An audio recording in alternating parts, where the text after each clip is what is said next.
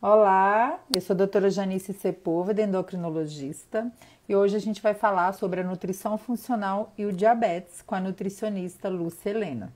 Boa noite a todos. Prazer! Desculpa, agradeço o seu convite, Janice, para estar participando da live e estar participando dessa semana de educação em diabetes, que é um assunto tão importante, né? Eu que sou educadora em diabetes e nutricionista, né? A importância de a gente acolher o paciente, de escutar o paciente, né? De não ficar olhando só a doença que ele traz para a gente, seja no consultório, seja no hospital, né? Mas ver as adversidades, as dúvidas, né? É, as inseguranças desse paciente, principalmente quando descobre essa doença e fica perdido. E agora, o que, que eu faço com isso? Quem é que pode me ajudar, né? E eu acho que a gente é o primeiro braço que o paciente encontra. Eu acho que o educador em diabetes é aquela pessoa que ele fala assim, opa, vem cá e me ajuda, tira as É minhas isso dúvidas. aí! Bom, para quem não me conhece, meu nome é Lúcia, eu sou nutricionista, eu me formei em 98, então já tenho aí mais ou menos uns 20 anos de formada, sempre atuando na área clínica e na área hospitalar. Eu sou pós-graduada em nutrição clínica funcional, transtornos alimentares e educadora em diabetes, né? Tenho um trabalho recente agora no Instagram, de mais ou menos 7 meses, né? E praticamente a minha vida toda em hospital e atendimento clínico, né? Não só com diabético, mas com doentes crônicos também. Então, diabetes, aquele que tem colesterol alto, a pressão alta, né? E é um trabalho lindo, o trabalho da educação de nutrição funcional, porque é aquele trabalho que tenta estabelecer restabelecer a doença do paciente através dos nutrientes, né? Com comprovação científica, né? Então, é isso que a gente faz. A gente quer ampliar o leque de possibilidades desse paciente, né? Não é aquela nutrição engessada, aquela nutrição onde se entrega um cardápio pronto, né? Mas entender quem é ele, o que que ele gosta, o que que ele pode comprar, e dessa maneira a gente individualiza aquele tratamento para o paciente. Eu acho que é essa a nossa função. E a gente tem feito aqui, Lúcia, nas últimas semanas, várias lives com ramos diferentes, digamos assim, não sei se essa palavra é correta, não, da nutrição. Porque muitas vezes as pessoas com diabetes, elas engessam um pouco o caminho, né, nutricional e acham que é 8 ou 80. Então a gente já falou aqui do vegetarianismo e do veganismo, a gente fala muito de contagem de carboidratos. E hoje a Lúcia vai falar da low carb, a gente também fala muito. E hoje já teve várias dúvidas do pessoal aqui que muitas vezes não entende e acha que são coisas muito separadas. Quando, na verdade, o que a gente quer é o quê? Ampliar o horizonte para que vocês possam entender bem que dentro desses contextos todos, vocês podem extrair, extrair as melhores coisas, né? Os melhores conceitos, tá? Então, Então, a nutrição funcional, Janice, todo mundo que está escutando aqui a gente, é aquela que visa o equilíbrio do paciente através dos nutrientes. Então, é isso que a gente estuda. Então, existem nutrientes com comprovação científica que podem melhorar muito a glicemia, que podem melhorar muito a pressão alta, o colesterol alto, né? Então, é a inserção desses nutrientes na alimentação para a gente poder fazer o controle, no caso, hoje a gente está falando de diabetes, fazer o controle da glicemia. É ter uma nutrição ampla, né, possível para esse paciente, não restrita, como você falou. E a nutrição funcional, ela tem uma visão muito mais focada no paciente do que na doença em si, né?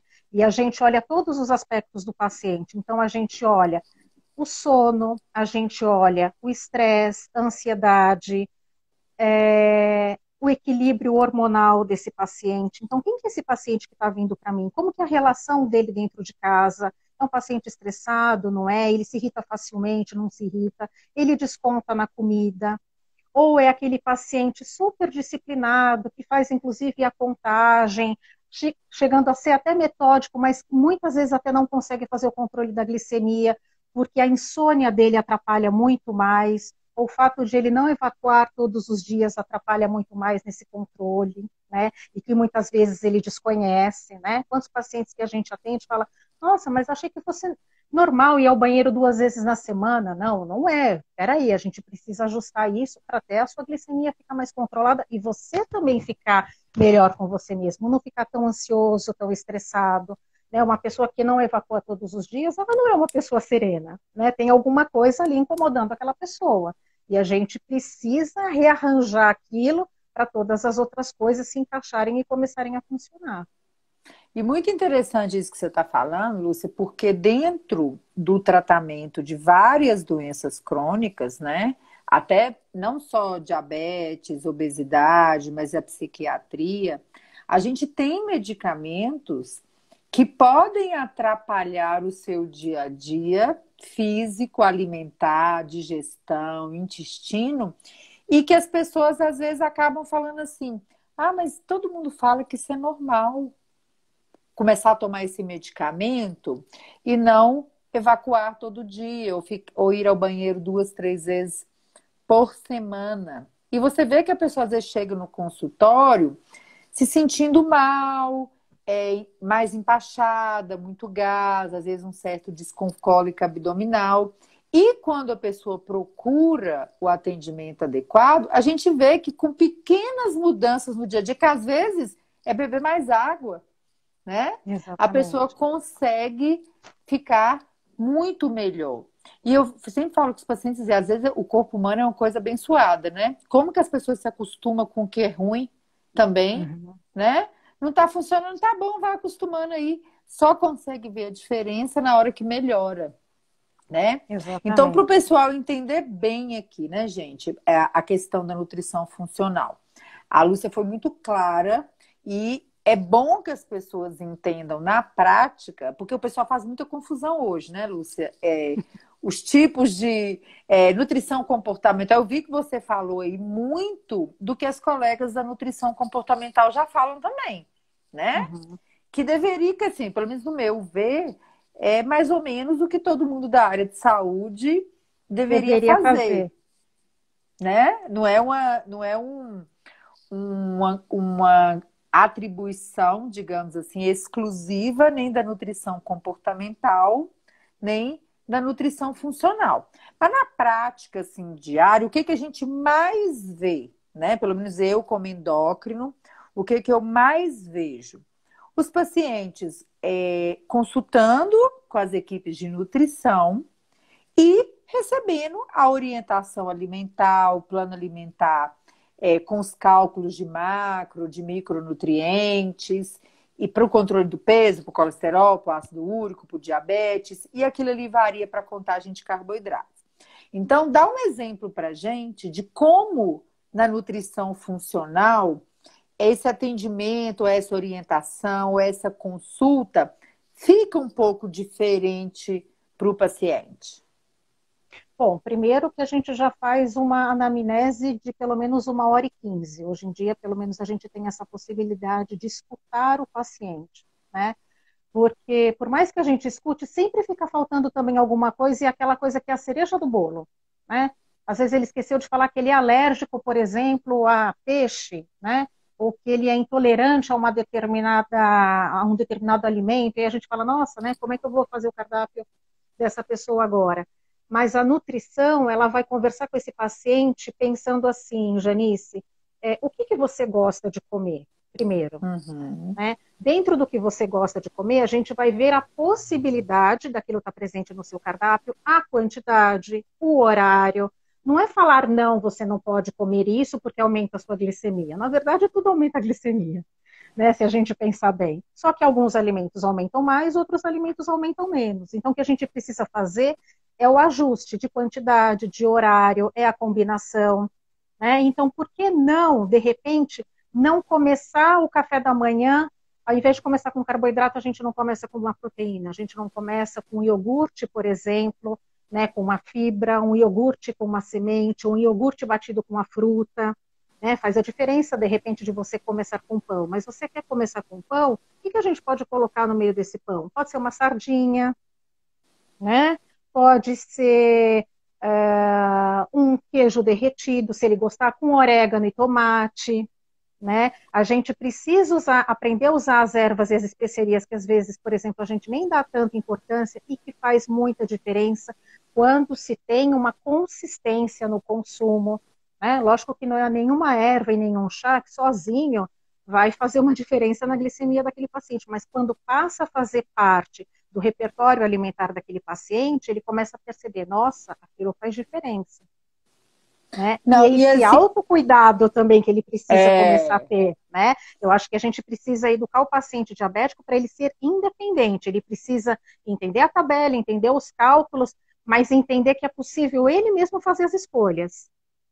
exata. E você falou até uma coisa que eu vejo sempre, eu sempre acompanho a página dela, gente, porque cada dia é uma coisa mais interessante, né? Um dia é a manga, no outro dia são as ervas, né? E a gente que não está assim aprofundado nesse mundo dessa funcionalidade, né? Maior para os alimentos, para a gente é uma novidade. Então você falou duas coisas muito importantes. Primeiro, a questão das ervas, que a gente vê eu pelo menos vejo uma subutilização das ervas, principalmente naqueles pacientes que são hipertensos e que acham que o único tempero que existe no mundo se chama sal, né? Eu nem acho que eu para te dizer a verdade, eu tenho até dúvida se sal deveria ser chamado de tempero, entendeu? Exatamente. Porque de tempero ou de destempero, né? Uhum. Porque tudo é muito do hábito que você traz para a sua vida no dia a dia. Eu, por exemplo, fui criada sem acrescentar sal em salada, em ovo. Então, eu não coloco nada. Eu nem coloco essas ervas e nem coloco nada. Quando eu ponho muito, eu coloco um fio de azeite. Mas não faz diferença para mim. Se eu colocar sal, eu não consigo nem comer, né? E tem Uhum. pessoas que não conseguem comer sem. Sem sal. Bom, primeiro que as ervas foi o que você colocou, Janice. É uma opção maravilhosa de você incluir um aroma naquela comida, um sabor diferente do que habitualmente é conhecido, que é o sal, né, que são os temperos industrializados, né, que ali nada acrescenta de positivo, né? O que provoca ali é um inchaço, uma dor de cabeça, um ressecamento do intestino, que muitas vezes o paciente até desconhece, né, e que quando ele tira aquilo, ele acha que ele perdeu peso, mas ele desinchou, né? Então, as ervas, elas têm essa capacidade de serem substâncias anti-inflamatórias, antioxidantes. A gente sabe que o diabetes é uma doença inflamatória, né? Então, é isso que eu falo, que o uso contínuo e fazendo parte da alimentação daquele paciente, ele vai ter muito efeito positivo com aquela erva. Então, ele pode fazer um tempero de salada, por exemplo, com manjericão, com uma manjerona, ele pode acrescentar salsa no tempero do feijão, ele pode fazer um chá de sálvia, né? Então, existem várias opções, não é só a forma de chá ou só a forma ali de você colocar em cima da salada. Ele pode colocar no tempero de um omelete, ele pode temperar a carne com uma erva diferente, e quando ele for ver, ele está usando 2, 3, 4 ervas diferentes no dia a dia que ele não usava. Então, uma erva que tem uma propriedade diurética, é uma outra erva que melhora essa inflamação, é uma outra erva que dá disposição para aquele paciente, o alecrim, por exemplo. Existe um ou duas ou três que qualquer pessoa que já poderia procurar no mercado ou numa loja especializada e tentar começar a acrescentar de uma forma rápida assim na comida para começar a trocar o sal e que não tem contraindicação? Tem, a gente vai ter o tomilho, a gente vai ter Tomilho, manjericão, eu tô anotando, tá? Tomilho, manjericão, manjericão, a gente tem a folha de louro, a louro, gente tem o ok, salsão, tá. a cebolinha. Salsão, salsão, cebolinha, ótimo. E a questão dos chás de ervas? Tem muita gente que pergunta aqui a questão dos chás para desinchar. Me conta esse negócio aí de chá para desinchar. Como é que é isso? Tem isso mesmo? Tem, existem chás que ajudam a desinchar, existem chás que são mais diuréticos, então, por exemplo, unha de gato é um chá bastante diurético, hibisco, né? Lógico que sempre com indicação de quantidade, de dosagem, né? Mas são chás que a gente pode, melissa, para a gente melhorar o sono, né? Alecrim para a gente ter mais disposição, lavanda também para melhorar o sono, para a gente não ficar tão ansiosa, tão estressada, erva doce, cidreira, Sim, camomila para fazer o intestino, né, acalmar também, às vezes as pessoas que têm síndrome do intestino irritável, então aquele tá, intestino que ora fica solto, ora fica preso. Então, chá verde e chá preto, eles podem ser usados pelos diabéticos, mas se tiverem pressão alta ou se tiverem intestino preso, não tem indicação, porque são duas ervas que ressecam bastante as fezes e esse paciente vai ter mais dificuldade para evacuar. E se tiver pressão alta, elas vão comprometer essa pressão alta também. Então, por isso que a gente precisa avaliar quem é aquele paciente que está na nossa frente. Ele é só diabético? Ele é diabético, hipertenso, tem colesterol alto? Porque às vezes uma erva que serve para um paciente não serve para o outro. E não é pelo diabetes, a gente precisa pensar quais as outras doenças que aquele paciente também está trazendo para a gente no consultório. é o que a gente sempre fala aqui, né, Lúcia? A pessoa tem que tomar muito cuidado com essa história de natural, né? Exatamente. Tudo que é natural, pode tudo, pode à vontade, pode de qualquer jeito, né? E nessa brincadeira de pode tudo, pode de qualquer jeito, muitas pessoas hoje estão sendo enganadas pelos produtos ditos naturais Com para o certeza. emagrecimento, porque toda hora a gente vê uma reportagem das pessoas comprando chá, é natural, tá não sei o quê, não sei o quê, e aí está contaminado com medicamentos também para, né, o emagrecimento. Então, nada demais sem orientação quer dizer que é bom só porque é dito natural, é um chá, né, gente? Então, Exatamente. fica essa lição aí que é muito importante, E né? a procedência da erva também, né, Janice? Quer dizer, você não vai comprar erva em qualquer lugar, você vai comprar essa erva em pacote, fechado, com data de validade, com marca, com procedência, né? Porque você corre o risco de comprar uma erva que está ali exposta, você não sabe há quanto tempo, você não sabe do risco de contaminação, a presença de fungo naquele ambiente, né? Como que aquelas pessoas manipulam aquela erva, né? Então, a gente precisa tomar cuidado com isso também. Eu sei que às vezes é um pouco mais caro, as pessoas tendem mas é erva, né? É um chá, é baratinho. Não, mas a gente precisa ter critério e cuidado na hora que a gente vai fazer a aquisição de uma erva também. É como vai comprar uma fruta, como você for comprar um legumes. Você precisa pegar naquele produto, conhecer aquele produto e ver a procedência. E a bendita da canela, que todo mundo pergunta todo dia. A da canela, do efeito anti-inflamatório e do diabetes. Conta pra gente. E do efeito hipoglicemiante da canela Gente, também, né, Geni? Então, assim, usada com critério, é isso que a gente fala. Ela é muito bem-vinda. Então, você pode estar colocando, por exemplo, sobre as frutas, você pode estar colocando em cima de uma banana, que você, de repente, faz ela grelhadinha ali, né, ou de manhã, ou como sobremesa. Você pode estar fazendo um chá de canela depois das refeições, mas precisa ter todo o controle da sua glicemia durante o dia e de toda a sua ingestão de carboidrato. Né? Não adianta você abusar do carboidrato e fazer um chá de canela, porque é hipoglicemiante, e ficar esperando aquela glicemia abaixar. Não é isso, tem que estar inserida dentro de um contexto, mas ela funciona muito bem para muitos pacientes.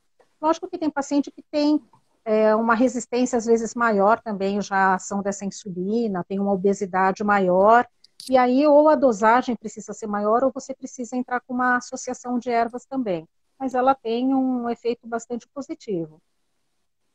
aí eu falo que esse mundo aí, além do que a gente está acostumado, né, gente? Porque a gente que está na medicina, as pessoas que estão em outras linhas, a gente não tem essa ciência, esse entendimento e nem estuda isso no dia a dia. Se a gente olha, por exemplo, as diretrizes de diabetes, inclusive os capítulos de nutrição, dificilmente, eu pelo menos não me lembro de ter lido, né, a inclusão dos alimentos como a canela, por exemplo, para essa ajuda. Mas é o que eu sempre falo com os pacientes. As coisas mudam e tudo que puder potencializar e te ajudar, né, é bom, né? Então, assim, essa é uma coisa interessante. Por exemplo, Janice, você vai diminuir minha insulina porque eu estou colocando canela na minha refeição? Não faz sentido, né? Eu Uhum. vou ajustar a sua insulina se no dia a dia a sua monitorização de glicose me mostrar que Que você não está justifica precisando de você tanta reduzir. insulina, né? Agora, como que Entendeu? você conseguiu isso? Se foi malhando mais, se foi emagrecendo, se foi dormindo melhor, né? Controlando o seu estresse, a sua ansiedade, né, Janice? Exatamente, fazendo uma terapia, seja o que for, né? Rezando, fazendo promessa, qualquer que seja o motivo, se está mostrando que precisa de menos, está valendo. Então é um mundo, Lúcia, muito desconhecido para a gente esta questão, né? Porque para as pessoas ficarem um pouco mais atentas das possibilidades que elas têm para melhorar a sua saúde física, né? Com todas essas opções e ainda ter a chance de ter um fator que contribui para o controle, né, do É diabetes. importante, Genice, o paciente também aprender a fazer o rodízio das ervas, né? Então, não é só a melissa, essa funciona, né? Porque tem uma hora que o seu organismo também se acostuma com aquela erva. Então, é interessante você sempre estar fazendo um rodízio com as ervas, né? Então, a gente pega 3 a 4 e vai tentando fazer um rodízio ao longo, por exemplo, de uma semana, de 2 semanas, e depois a gente entra com novas ervas de novo, para a gente sempre estar estimulando e você estar aproveitando os efeitos daquela erva. No chá de cominho, em vez da semente, pode ser o pó? Pode ser o pó, mas no chá de cominho a semente tem muito mais propriedade e o efeito é maior do que o pó. O pó Ô, ele é mais Gustavo, interessante você... para você usar como tempero na comida, na carne, enfim. Entendi. E o chá de sachês, tipos mate-leão, são seguros? Eles são seguros, mas eu diria que assim, se você tem a possibilidade de comprar erva natural, ela é a mais indicada. Agora, numa situação de emergência, você viajou, o que você conseguiu encontrar foi o chá industrializado, aí você vai usar o industrializado. Mas no dia a dia, se você tem a possibilidade, comprar erva natural. Você vai ter muito mais efeito com a erva, Vamos né? lá. Chá de melão de São Caetano realmente é bom para controlar o diabetes? Esse eu nunca nem na minha vida ouvi falar. Olha, é bom para controlar o diabetes, Janice, mas assim, a gente sempre tem que ter critério com o chá de melão de São Caetano, né? Então, cuidado da onde essa pessoa pegou esse fruto, né? Da higienização desse fruto, a gente precisa ter um pouquinho de cuidado, tá? Mas ele funciona também. Tá, e esse melão de São Caetano é diferente de de outro melão? Não Ele é o é melão normal, né? Não, não, Não me... não. Ele é bem Ah, menor, ele é oval, ele é verde, ele é um melão um pouquinho mais espinhoso, ele tem uma característica diferente. Não é esse melão convencional que a gente conhece, o mas melão isso não vem de amarelo. supermercado normal. Aqui em São Paulo é mais difícil de a gente achar. No interior e no norte e nordeste é mais fácil de achar o melão de São Caetano. Entendi. Então, o cuidado aí é com a higienização, né? Sobre as frutas para os pacientes com diabetes. Aí aproveita e fala um pouquinho assim das dicas da questão funcional. Existiria assim algum grupo de frutas ou alguma específica que seria melhor do ponto de vista funcional para quem tem diabetes? Bom, a gente pode pensar que assim, uma fruta que tenha gordura e que tenha uma maior presença de fibras, sempre ela é mais bem-vinda para o paciente com diabetes. Então, por exemplo, o abacate, né?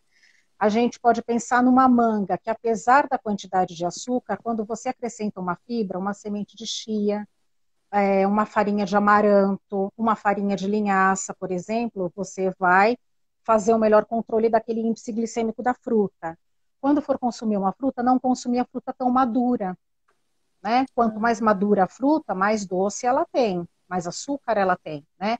Então, por exemplo, uma banana, não consumir uma banana tão madura, consome uma banana ali meio termo, né? O índice glicêmico não vai ser tão alto e você também pode estar adicionando a fibra ali naquela fruta, né? Então, a gente tem banana, a gente tem morango, as frutas vermelhas, a ameixa, a amora, a jabuticaba, né? São fibras com grande potencial antioxidante, anti-inflamatório, ricas em fibras, né? E a gente consegue ter um controle melhor dessa glicemia e esse paciente consegue fracionar essa ingestão de fibras ao longo do dia também. Isso é importante, né? Eu recebi pacientes que falam assim, nossa, eu adoro manga, mas se eu não comer 2, 3, não, peraí, né? 2, 3 é muito, né? Assim como comer 2 laranjas depois do almoço. A gente sabe que tem fibra, tem a presença da pectina, mas 2 laranjas é muita coisa depois de uma refeição. Então a gente precisa ter o bom senso quando a gente fala de fruta. Não é porque é fruta, porque é natural, que a gente vai ter uma alimentação baseada em fruta, né? Exatamente. E assim, é o que a gente falou aqui no começo da live, né? Com tantas opções de estratégias hoje, a única solução é ampliar o conhecimento. Exatamente. Porque você pode usar a contagem de carboidratos com uma dieta low carb, com grupos de alimentos pensando na função deles. Então, assim, é muita coisa associada para as pessoas. Eu entendo também que é muito difícil para os colegas nutricionistas conseguirem equilibrar tanto conceito, né? Você precisa de tempo para equilibrar tanto conceito, né? Então, eu acho que essa é uma coisa que é muito importante, mas assim, muita dica valiosa. Agora, o chá de bugre, porangaba, é diurético? É diurético. E É tem diurético, alguma sim. contraindicação? Olha, pacientes com pressão alta precisam tomar cuidado, né? Pacientes que usam medicamentos coagulantes, anticoagulantes também precisam tomar cuidado, tem uma restrição. Gestantes, mulheres que estão amamentando, né?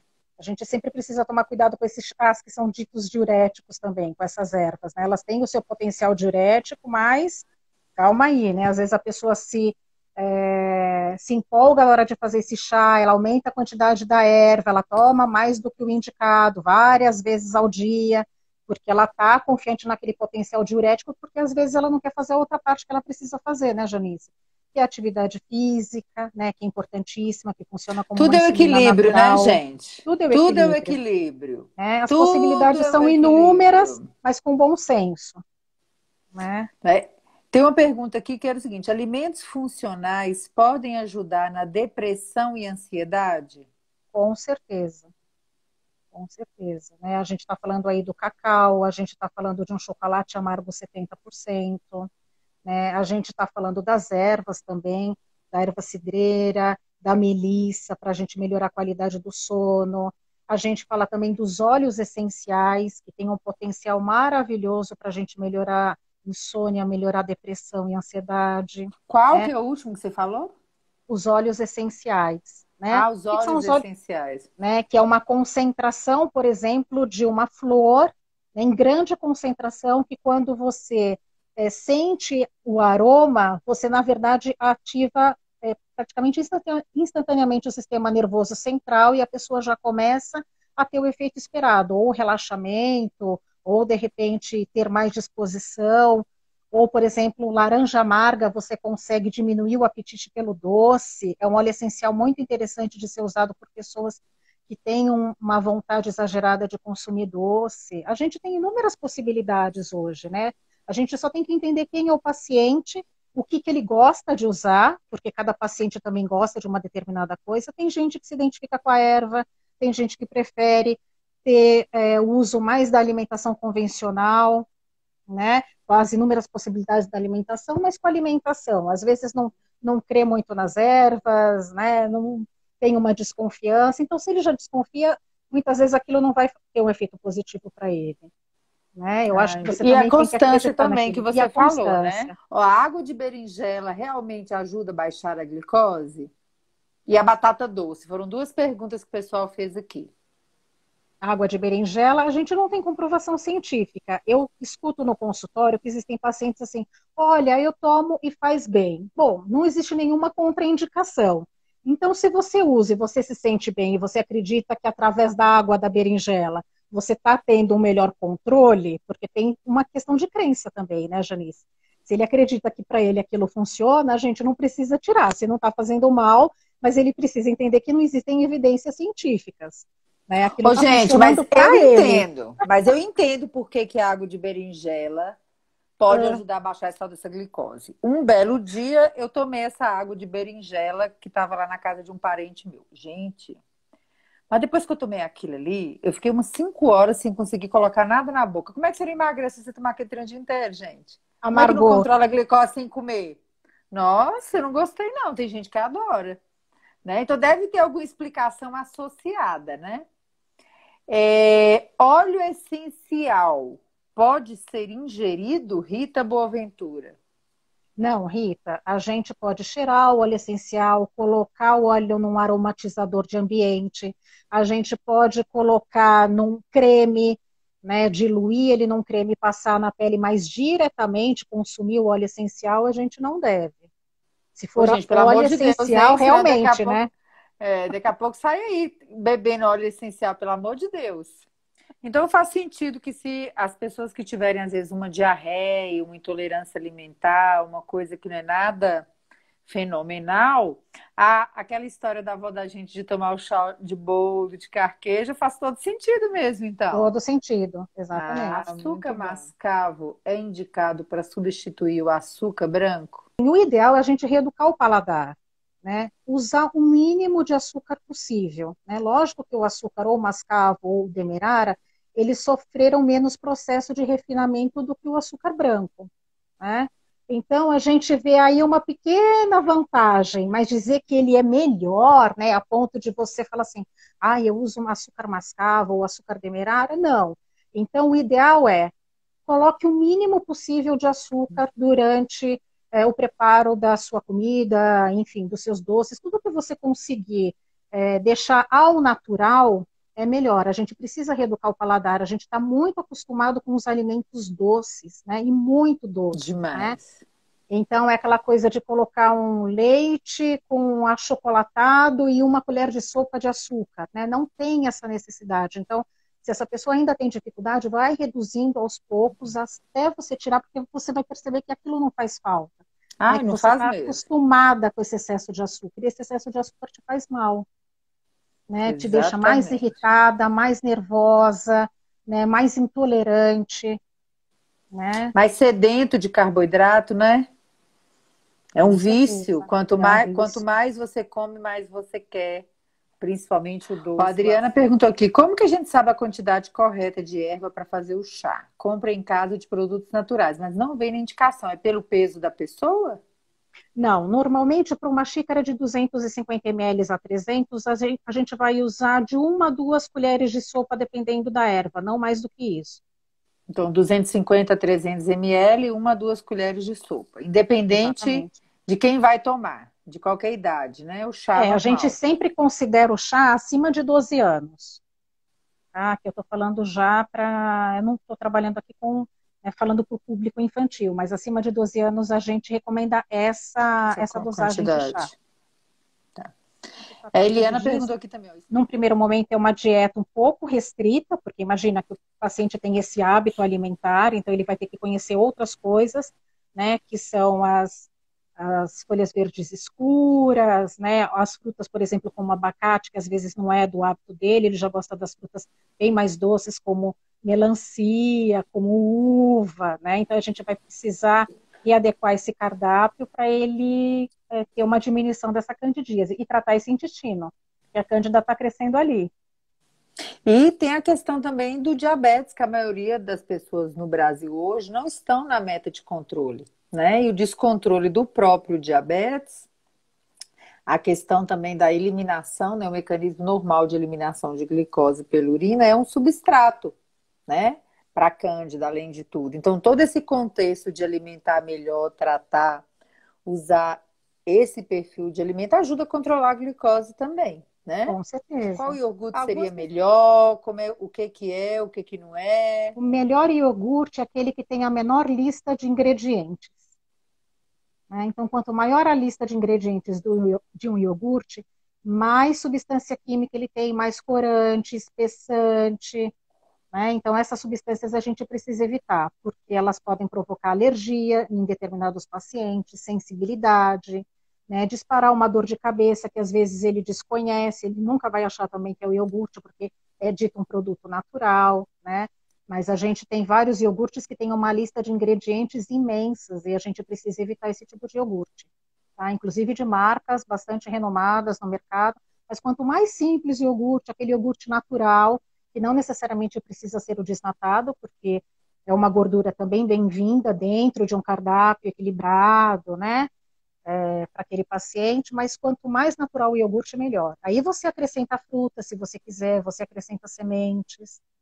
Chás podem estimular leite materno? Olha, existe uma crendice sobre isso, Janice. Existem mulheres que realmente elas usam o chá e eles aumentam a produção de leite, mas na literatura a gente não tem comprovação científica. Existe uma crendice, sim. Existem pessoas que tomam, eu não sei se é por acreditar ou se a família, né? Então minha avó tomou, a minha avó, a minha mãe, a minha avó, e ela está tendo essa experiência, ela produz mais leite, então a gente deixa ela tomando se não tiver nenhuma outra contraindicação. Entendi, Tá? mas não tem Mas nenhum assim específico que tenha, né, não, ajude em alguma coisa, não, né? isso. O kefir é um probiótico interessante, mas a gente só tem que tomar cuidado com a manipulação do kefir. Existem os kefirs que são preparados, né? Então, na verdade, você ganha uma amostra de kefir normalmente de uma pessoa, uma Uma cultura de cria, kefir, uma exatamente. cria, Você vai e é uma você vai cria. criar o kefir na sua casa. Você tem que tomar cuidado, você tem que ter higiene. E existem também o kefir industrializado. Existem algumas indústrias também que já fazem. E aí a gente vai procurar aquele com uma menor lista de ingredientes também, se for o caso de comprar esse industrializado. Mas é bastante bem-vindo o kefir também, no controle da glicemia, inclusive, no trabalho intestinal. Excelente. Aí, ó, agora posso usar o mel ou melaço para substituir o açúcar? Life Nutris Cursos. Então, para usar repetidamente, se toda vez que você usar o açúcar você substituir pelo mel ou pelo melado, não indicaria. Eu acho que a gente precisa reduzir a quantidade de açúcar e todos os outros alimentos que têm esse poder de adoçar, seja o melado, o mel, o açúcar mascavo. Eu falo os excessos estão demais ultimamente, né? E a Os resistência, excessos. né, Janice, de mudar esse paladar, né? Exatamente, exatamente. E de experimentar coisas diferentes, né, gente? Porque às vezes as pessoas falam assim: ah, eu não gosto de café puro, ou eu nunca experimentei adoçante, eu gosto é de açúcar e bate o pé, açúcar, é açúcar, é açúcar, e nunca experimenta uma coisa diferente, né? E, por fim, uma outra pergunta que a maioria você já respondeu. Existem receitas específicas focadas na nutrição funcional, como a gente vê muito, por exemplo, receitas low carb? Existe alguma coisa tipo receitas funcionais? Tem alguma Então, coisa nesse sentido? o que seriam as receitas funcionais? Seriam as receitas baseadas em fibras, em ervas, né, nas frutas, por exemplo. A nutrição funcional, ela jamais, por exemplo, vai usar um alimento industrializado, um produto industrializado, né, na receita. Interessante. Né? Então, assim, o que a gente chama de funcional é isso. Então, você vai fazer, por exemplo, um quibe de abóbora com quinoa, não tem nada de extraordinário, né? Você não está colocando um alimento novo. Talvez ele não faça parte do seu repertório alimentar, mas você não vai colocar, de repente, uma farinha de trigo, você não vai usar uma farinha de milho, né, ali naquele quibe. Você vai usar o que é natural, minimamente processado. Então, pessoal, aí, ó, uma dica boa, não adianta sair procurando por aí no supermercado receitas funcionais. A Lima Silva Ana Paula, doutora, fala tanto da importância do mel contra a gripe, não pode usar nem aquele que é natural? Então, não é que não pode usar, Pode. né? Isso, a gente pode, mas assim, se a gente pensar que toda vez que a gente usaria um açúcar, a gente vai colocar o mel, a gente tem que tomar um pouquinho de cuidado e ter critério, né? Então, se você está com gripe, você vai usar o mel com própolis, por exemplo, o mel com limão e própolis, ele é bem-vindo. Mas saiu ali daquele estado de gripe, né? Vamos melhorar a alimentação. Então, na verdade, eu expliquei primeiro por que desse desejo, né? É tão grande pelo doce. Então, normalmente, quem tem esse desejo pelo doce, essa compulsão, essa vontade, né, de comer doce, principalmente naqueles mesmos horários, né? Depois do almoço eu tenho que comer um docinho no lanche da tarde, antes de dormir, depois do meu jantar. Então, você muitas vezes pode estar com uma desbiose intestinal, né, um desequilíbrio da sua microbiota, do número de bactérias. Você pode estar já com um número de fungos bastante elevados ali no intestino, né? Você pode apresentar deficiência de vitaminas e minerais, ácido fólico, vitamina B12, ferro, magnésio, e você, por exemplo, desconhecer. Você pode ter essa deficiência, às vezes porque você usa muitos medicamentos, porque você não faz a ingestão desses alimentos, ou porque você ingere, mas não faz a digestão adequada, você tem muito refluxo, azia, má digestão, né? É, e você pode ter essa compulsão por doce por uma questão hormonal, porque você não dorme bem, então o seu organismo fica em desequilíbrio, uma baixa ingestão de água pode Olha fazer que você ter uma compulsão por doce. essa questão da água é uma coisa impressionante, né? Como a gente recebe pacientes queixosos de cansaço, fadiga, dor de cabeça, né? Cefaleias crônicas, e o quanto que melhorar a ingesta de água no dia a dia resolve várias Sem dessas dúvida. queixas, né? Várias, muita gente que fala que passa o dia inteiro com vontade de comer, com fome, e quando tem essa orientação de uma maior ingestão de água, acha que naturalmente essa vontade louca de comer toda hora melhora. É uma coisa impressionante isso, né, Sem gente? dúvida. Descobri cálculos biliares, né, as pedras na vesícula, e estou aguardando para operar. Existe alguma coisa de alimento funcional que pode ajudar a não ter crises de repetição, que seja antiespasmódico? Tem alguma coisa? Então, primeiro que você vai ter que diminuir a sua ingestão de gordura, né? Não só do alimento gorduroso, mas da forma de preparo também, né? Então, às vezes, por exemplo, você já diminuiu a sua ingestão de carne, mas você prepara os alimentos com muito óleo, com muita gordura, né? Então, você come o que é o saudável, mas a forma de prepara, ela não está mais indicada para você, né? Então, isso a gente precisa ficar atento, sim. Então, basicamente, diminuir carne vermelha, diminuir as gorduras, ficar mais atenta com os alimentos que fermentam, né? Então, por exemplo, o feijão, a lentilha, o grão de bico. Então, comer coisas que facilitem a sua digestão e que você provavelmente já deve conhecer, né? Os Água. legumes. O Gustavo falando aqui, ó, e as dicas dos doces? Você explicou as causas. Quais Ah, dicas tá. com Então, vamos alimentos lá. funcionais poderia ajudar o pessoal a diminuir a ânsia de doce? A gente deveria estar modificando o nosso paladar quando a gente faz a ingestão de verduras verdes escuras, rúcula, agrião, escarola, as amargas, o rabanete, por exemplo, que a gente não tem tanto hábito de comer, jiló. Então, quando a gente vai reeducando o paladar, a gente vai tendo menos preferência pelo doce. Mas esse tipo de alimentação, ela precisa também ser uma constante. Você precisa estar Constante. habituado a consumir isso. Não adianta Ô, de gente, vez em isso aí eu já quando. gravei. Isso eu já gravei. Não adianta de vez em quando aparecer lá no seu prato umas 2 folhinhas de rúcula. Isso não vai fazer diferença, né? Então é A a hidratação, constância. a constância, a hidratação também é muito importante, né?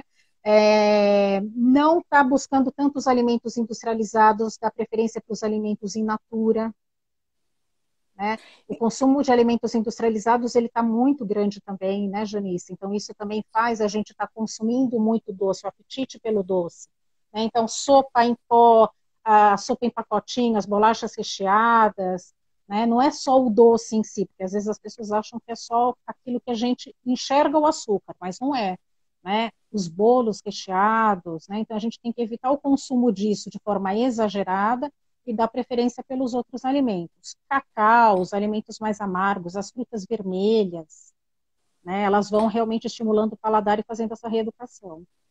Então, por exemplo, não sei se faz sentido, mas se uma pessoa tem algum horário ou algum pós-refeição que ela tem mais ânsia de doce, por exemplo, ela deveria focar mais nos vegetais aí, verde escuro, né? Principalmente nessa refeição, né? Principalmente nessa refeição. Mas ela pode estar usando um chá de canela, por exemplo, ao invés de comer um doce. Ela pode estar fazendo um chá de gengibre. Para dar uma né? despistadinha ali na maioria dos dias da semana, Exatamente. E ela né? também pode comer o doce, mas, por exemplo, dá uma preferência para um doce com menos açúcar, né? Ou então é isso que a gente falou, uma banana com canela, uma banana com... a gente derrete um chocolate 70% e coloca em cima da banana, usando de Né? Nossa, tá... estratégias, né?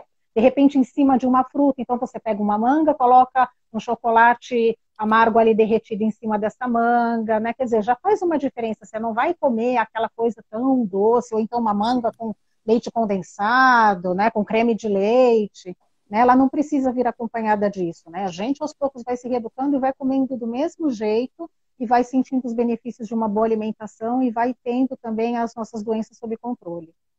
Não, e você falou tudo, né? É o conhecimento que vai se somando, e à medida que você vai introduzindo pequenas coisas, daqui a pouco você passa a ter isso em sua casa, né?